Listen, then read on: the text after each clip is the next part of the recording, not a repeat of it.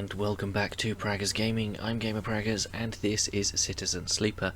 In the last episode, we were helping Eshe and Peake get stuff ready for the Climbing Briar. We are halfway through, and we need to start working on Peake's plan. But before we do that, we need to speak to Riko. Riko has something in her hands when you enter the lab. It looks like a knotted twist of woody stems, a ring about the circumference of a human head, consisting of a single stalk at one side and a branched woven network at the other. As you approach, she holds it up, and in the lights of the lab it looks like a crown. Riko finishes your thought. She smiles and shakes her head in disbelief. Is that what grew? It is. I came to the plant this morning and this loop was all there was there. She points to a lump on the edge of the ring. The seed grew right back into itself, twisted up out of the soil. That being you encountered in the cloud, as you call it, was it wearing one of these? She eyes you suspiciously, still unsure if she is somehow embroiled in an overlong prank. No, it doesn't work like that. She sighs. Perhaps wearing was the wrong word. She places the object on the bench and shuffles to our analysis terminal, her face lit by its amber light in the dim corner of the lab. Well, it isn't exactly a plant anyway. Not from what I can tell. She gives you a serious look. No leaves, no chloroplasts. Just a series of filaments encased in the cellulose walls. Filaments? See, that's why I like you, Sleeper. You are so good at spotting the unusual details. She beckons you over. Look at this. You see a cross-section scan of the crown, its layers of plant-like structure on full view, until you reach the centre. There, instead of xylem and phloem, for transporting nutrients, something branched and woven glints. Are those wires? She laughs. I'm not sure whether to say yes or no here. These are not wires, like those in an electrical system, no. But they are filaments of a conductive material, so yes. She leans closer to the screen. But you see those branches? They remind me of dendrites, of neurons, she rubs her eyes, which is frankly ridiculous. You look back at the crown on the table as Riko fusses over the scans. You suddenly realise what it reminds you of. You remember signing the forms, the walk to the sleeper tanks, the cold metal floor. Then you remember the crown they fitted you with, the branching structure of wires and pads. No, not a crown. They called it an interface. The tool of your emulation, your transference from neurons to electrons. An interface. That is your gift from Gardner. You turn back to Riko. It's an interface. Riko looks at you puzzled. Something clicks in her mind. Perhaps something she heard from the sleepers she had helped all those cycles ago. She starts talking, partly to you, partly to herself. If the club heads were made for you, then this too could be made for you, for your frame. She shuffles over quickly to the interface, a word that has stuck to this strange branched object quickly in your mind. You're right, that entity, it is the entity I have been looking for. She shuffles quickly to the crown. They are the entity which is controlling the Greenway, which has been maintaining it, supporting it, and has been guiding it for all these decades. She stops to catch her breath. They want to talk with you. Riko leads you to a seat. I will be here, Sleeper. If something happens, if you wish me to remove the crown, the interface, just squeeze. She grips your hand tightly. You meet her eyes, clouded with age, but bright with the thrill of new discoveries. Then she places the interface on your head and everything blinks out. Back into the river, back into the dark flow. Something is different now. You are no longer pushed, no longer blocked and buffeted by the storm. Instead, it flows around you. You move, and it parts, letting you pass. Something else resists, but it gives easily enough. You look back and see your body. You have left it behind. Somewhere, Riko's voice is talking to you, asking you questions. It is excited, eager, desperate to know what lies on the other side, what the entity has to say to you. You realise how long she has waited for this moment, for the moment of meeting between the inhabitants of the Greenway and its protector, yet she is still on the outside. You shake off the sadness. You will be her eyes, then you see the figure, Gardner, out in the storm, planting. It takes less than a moment to reach them. You have never felt so free. This is how Navigator must have felt, released from their prison. This, you think, is what it feels like to be in the place you were built to inhabit. Gardner does not turn at your approach. They go on planting, but their voice whispers in the waters like a sharply rising current. You grew the gift. Their speech hisses around you. Good, I'm glad. I wanted to meet you. Then we are the same. Both eager shoots seeking one another. How does it feel to be free of your seed? They stoop to plant again. My seed? That in which you were contained, from which you will grow. There was some disagreement, continues Gardner, as if you were picking up on a long-held conversation, with the others. They felt you were a danger, but they are always cautious, especially the fungi. They like old loam, known knowns, wide and stable networks. The fungi were cautious? Mostly, yes, although there are many among their number who favour short growth cycles, thick nutrient veins and sudden shifts. He gestures out into the storm, and though you cannot see them, you feel presences all around, sensing this audience with great interest. After all, they understood that it was I who made them their crowns. Without them, they would have not joined the chorus, so they see that it is only fair that you get your chance to join too. Join? Yes, become part of this. Gardner stoops again. We are millions, and we grow. I hope you understand. I am unused to speaking to your kind. It has been many cycles since my last conversation. I think it was with Chief Executive Trellick himself. You look around, and you see it. Every growing thing, every non-human being in the Greenway is here. They are networked, connected, branched, and linked by this strange being, this artifact of the old station. The impossible dream of a senile farm administration AI. A living network. You could dissolve here, you realize, free of that decaying body. You wouldn't need to be a person. Why would you, among all these other minds? You turn away from Gardner for a moment and look back at your body. A tiny hairline thread connects it to you. You hear Riko's voice again, still asking, still checking in. Are you okay, Sleeper? What are they saying, Sleeper? Are you still there, Sleeper? Something in you sighs a long sigh, a sigh that speaks of an exhaustion beyond tiredness, an exhaustion rooted deep inside you. It stems from the effort of answering questions, of answering problems, of getting up and breathing each cycle. But something else resists the sigh, a yearning, a sense of distance, a desire to squeeze that hand that holds you for its warmth, its blood, its complexity, to make a gesture that says, I'm still here and I'm still alive, I'm with you. The two ideas spin within you, making you nauseous. If you break that thread, you will be free, free to dissolve here, to grow strange and beautiful among a million others. If you follow it, if you squeeze Riko's hand, you will wake up, back in that dying body, with all the pain and warmth that entails. Now is the moment to choose. Your eyes track the thread across the whirling dark back to your body. This choice, you realize, will not be presented again.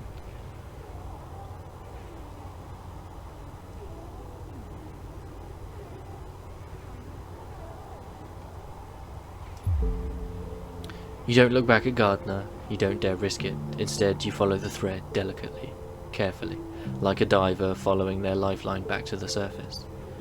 The river whirls around you, but it does not pull. It isn't jealous. Neither does it understand. It is, after all, just a river. It isn't a person, a flesh and blood person, with wants and with desires, with the capacity for love and hate. It doesn't understand you, and you don't understand it. So you don't focus on it, you don't think about it. On what feels like such a long journey back through the dark, you set your mind on eyes instead, on hands, things you can focus on, hold on to. And then, after an age of crossing, you are there, settling back into the chair, into a body in a chair, and the overwhelming sensations that come with being a living thing with a rich and detailed sensorium. For a moment, you feel like you have made a terrible mistake. Who would choose this weight, this anxiety, this deep well at the centre of existence? But then you feel it. Riko's hand, gripped hard around yours, trembling a little, sweating a little. Riko's hand with its brittle bones and crumpled skin. Riko's hand. And in that moment you understand why you made this choice, and then you squeeze Riko's hand, and you wake up.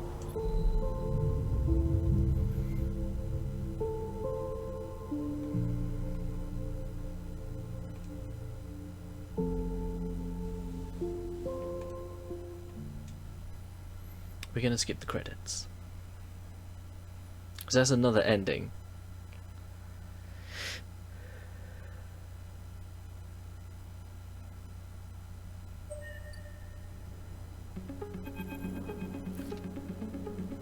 Sleeper? Riko's voice comes wavering through the dark. Are you still with me? You sit up, the lab a bright green glare that fades as you gather yourself. I'm here. Riko smiles. Good. She squeezes your hand. I thought you'd left me for a moment. What? She pauses. Who? She smiles. Tell me about it. Tell me everything. You tell Riko everything. You tell her about the gardener, that strange farm administrator AI that has grown to be so much more, about the chorus, that impossible configuration of networked plants, and finally about the choice the gardener offered you. She listens attentively, but her responses are hard to read, and you wonder if she might have made a different decision had she been in your place. Thank you, Sleeper, for telling me. I know it isn't easy to say such things. People so often do not wish to hear strange truths. She looks away. And thank you for returning to me, though I know you had your own reasons. She squeezes your hand reassuringly. Something passes between you. Then, a kind of shared sadness for the impossible choice. The choice to escape your body or to stay and suffer it. Her smile is warm and generous, and whatever the wisdom of your choice, you are glad to feel welcome in this moment, in this place. Then suddenly she stands and walks a little away, as if trying to escape an unpleasant thought. You worry that she knows all too well what it takes to make a choice like you did. Riko sighs. So, Sleeper, do you plan to stay in the commune with us? For a while. I'm glad to hear it. Riko crosses back over to you and takes one of your hands in both of hers. Hypha needs new blood if it wants to survive, and she squeezes. You are a good friend. The feeling is mutual. Well, don't let me keep you. Riko waves you away and limps back to her terminal. As she does, you notice the crown in her hand, and she places it on the bench with great care. You can't help but feel a little curious about what she intends to do with it. Then you are out, breathing the air of the greenway, fresh as a spring morning. The dappled light makes a patchwork of the greening landscape, and you walk into it, sensing the movements of the gardener's chorus all around. And you are glad to be here, in this strange and beautiful place, a little longer.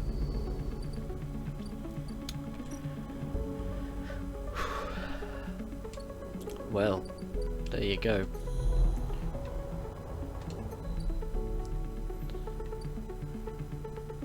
Okay.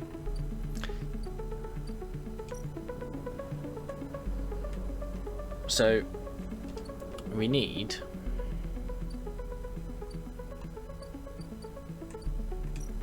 We're going to go to the Hyperdome. Now, we can't repair, so I think we're going to inject the stabilizer. That'll get us back up to 5 dice. And we're going to end the cycle. And we'll see what dice we get. That's not great. We're going to use the 1 to get some energy back. And then we're going to head up to the cordon.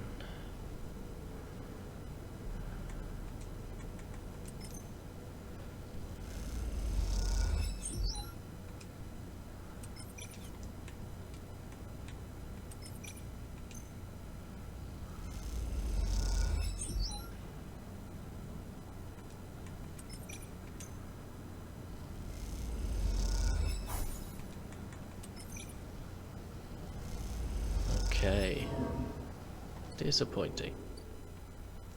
Okay.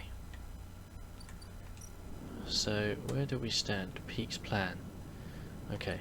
So we're going to have another 2 after this. We're going to end the cycle.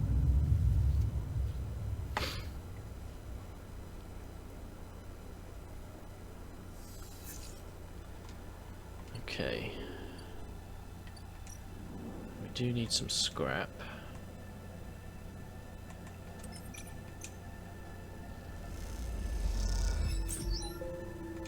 Okay.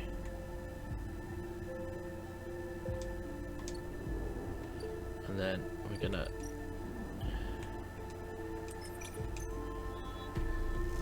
sunbathe, get some energy back.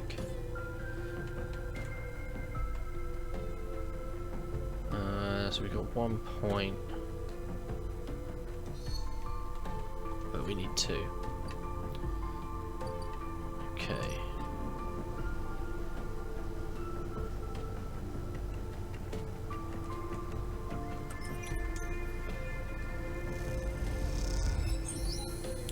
Okay. Cordon operations. Right. So we've got that. We've got the crew canteen. Right. Tug escort. That puts us on 4. Not great. And what have we got here? This is upgrading the Briar.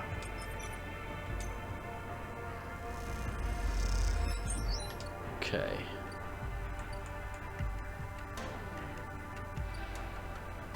Right then. Go to the dorm.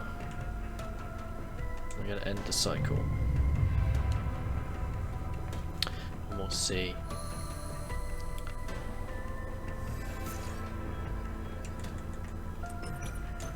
I suspect... Oh. A rapid burst of movement catches your attention. A drone, its fins adjusting as it hovers in place, floats in the corridor. Hello? The drone shifts a little, but does not respond. The drone buzzes closer and a voice gargles out of its speaker, distorted and strange. Sleeper, come to Gordon. We need to speak. The drone clicks and whirs it, and the recording starts playing again. Sleeper, come to the Gordon. We need to speak. You move closer and the drone bobs away to a safe distance, but as it does, you see the HA of Havenage emblazoned on its side. Could this be Feng's drone?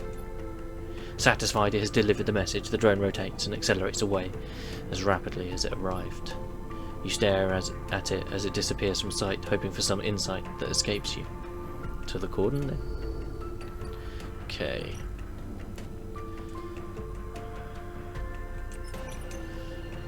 We need scrap. Okay.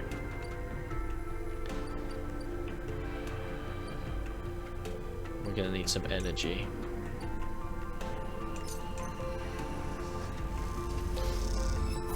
Okay. And then we head to the Cordon.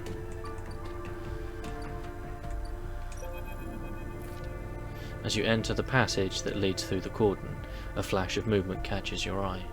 The drone. It stops to make sure you've seen it, and then flits into a side passage, leading to a set of narrow stairs.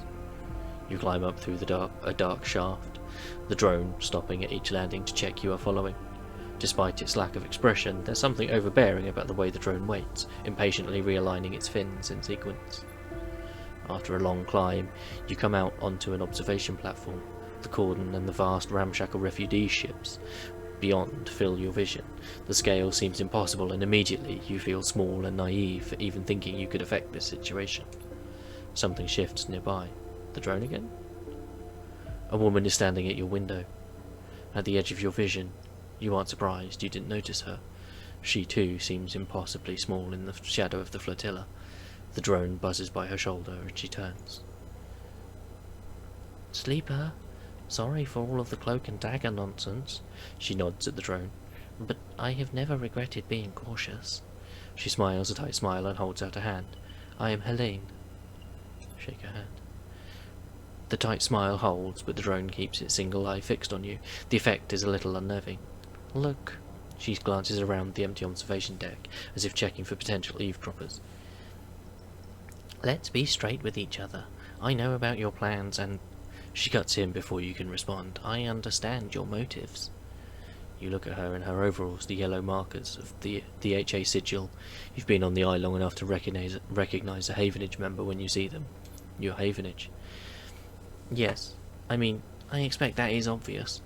The tight smile again. I hope you won't hold that against me. She glances around nervously again and moves a little closer. This entire situation, I am not here to defend it. She glances back at the flotilla. No one is happy about this. Then release the flotilla. She sighs. How do you think this works? She pauses. Sleeper, tell me something. What does Havenage mean to you? Hardinhurst. She squints at you. That was unfortunate. But you should know, it was one of our own who exposed Hardin, and that has been dealt with. Havenage is used to being criticised in some ways we invited. Our members are free to bring up grievances at any meeting, to propose new structures and approaches. She shifts her weight impatiently. As a councillor, it is my duty to listen to them.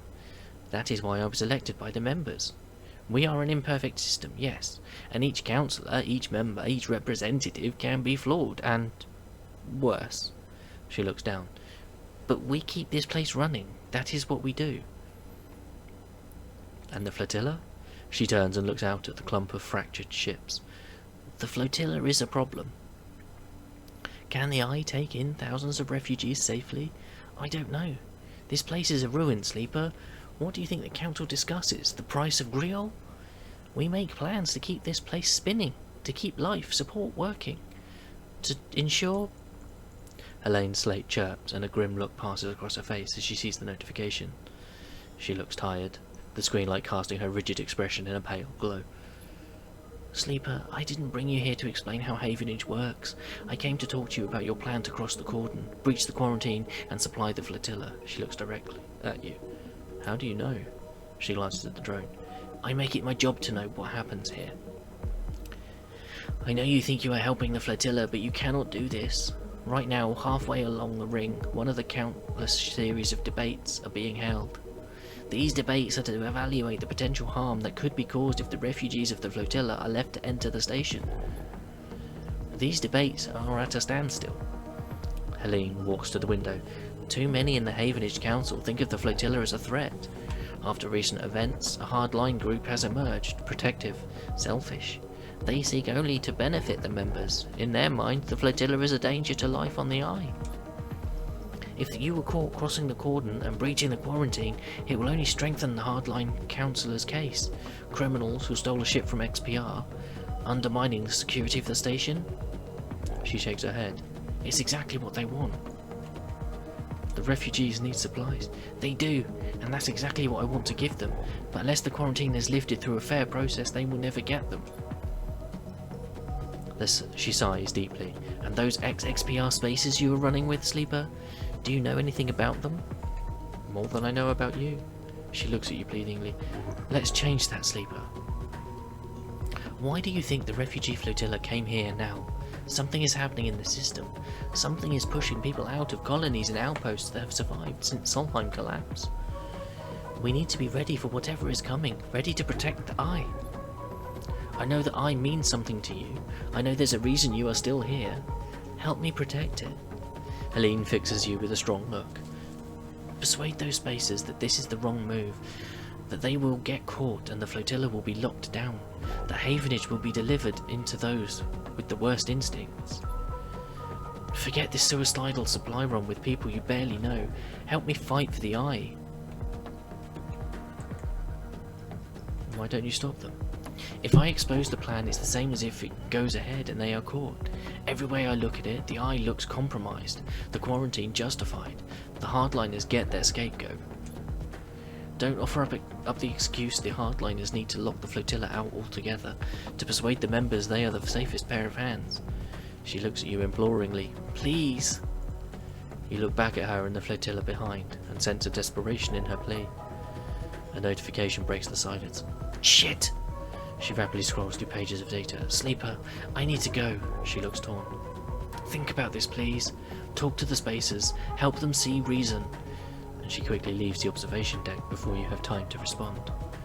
You stay for a moment watching the lights of the tugs and the flotilla, and wonder what it feels like to be one of those ships, so close to your destination and yet so far from it.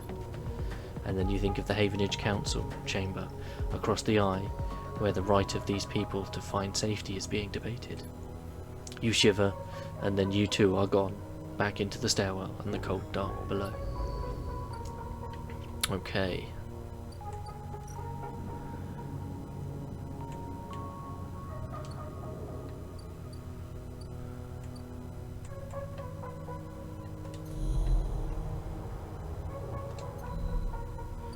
I don't see a way of speaking to them.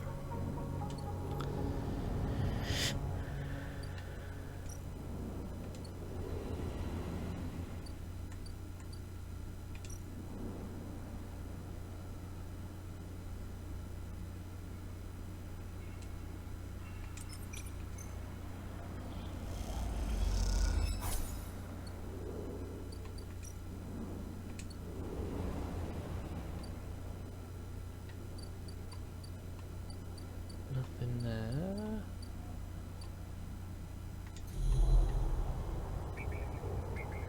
No.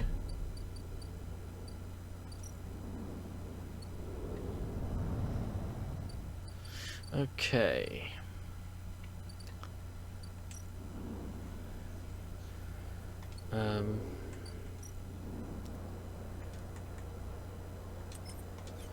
Hang on. Those are both 2s. That's a 1.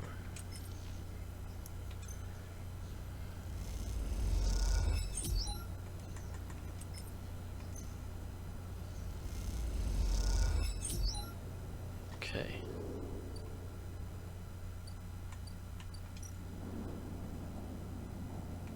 So we're going to self-repair and end the cycle.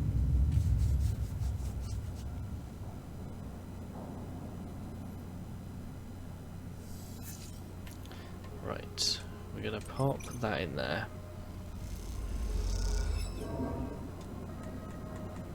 And that one as well. Okay. Sleeper? Peake is waiting for you when you leave, but they look different. Pale, drawn out. You need to come up to the Briar now. They don't meet your eye. What's happened? Not here, Peake hisses. Come to the ship. We'll be waiting. Peake walks away. Don't take long. And with that, they disappear around the corner, leaving you anxious and confused. It's not great, but we've run out of time. Thank you for hanging out. Don't forget to leave a like on the video if you enjoyed it. If you haven't already, please consider subscribing to the channel, ticking the bell so you know when new videos go live. In the description is a link to the channel Discord. Feel free to come and talk about the games you're playing, the games I'm playing, games in general. I'll catch you in the next one. Peace.